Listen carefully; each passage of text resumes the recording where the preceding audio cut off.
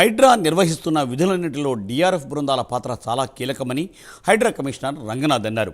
డీఆర్ఎఫ్లో outsourcing విధానంలో కొత్తగా తీసుకున్న 357 మంది శిక్షణా కార్యక్రమంలో ఆయన ప్రసంగించారు.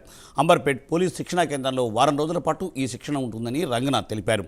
ప్రభుత్వ లక్ష్యాలు, ప్రజల అంచనాల మేరకు హైడ్రా పనిచేయాల్సి ఉందని, ఈ విషయంలో అందరూ అప్రమత్తంగా ఉండాలని రంగనాథ్ సూచించారు. ఇప్పుడు చాలా ప్రధానమైన భూమిక ఇప్పుడు ఈ సమాజంలో ప్రభుత్వ పరంగా కూడా మనం పోషిస్తున్నాం. దీంట్లో ఇప్పుడు మీరందరూ వచ్చినటువంటి ఇప్పుడు ఈ డిఆర్ఎఫ్ అసిస్టెంట్స్గా వచ్చిన వారు, డిఆర్ఎఫ్ మేనేజర్స్ వచ్చిన వారు, మీరందరూ కూడా మిమ్మల్ని మామూలుగా మేము తీసుకోలేదు. అంటే ఎవరంటే వాళ్ళు చెప్తే కూడా మేము ఎవరిని కూడా అలా తీసుకోలేదు. మీ అందరినీ రిక్రూట్ చేసుకోవడానికి ఒక విధానం పెట్టాం. ఎస్ఎల్పిఆర్బి అని మీ అందరికీ తెలుసు. మీ అందరు చాలామంది కానిస్టేబుల్స్ దానికి కూడా అంత అపేర్ అయ్యారు.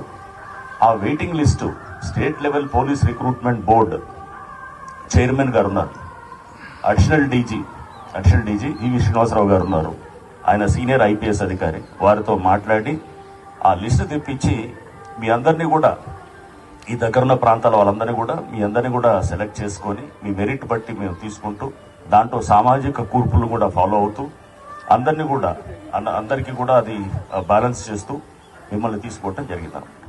సో మీరంతా కూడా ఒక రిక్రూట్మెంట్లో మిస్ అయినా కానీ కూడా మళ్ళీ దాని తర్వాత ఉన్నటువంటి వెయిటింగ్ లిస్ట్ని బట్టి మిమ్మల్ని తీసుకోవడం జరిగింది.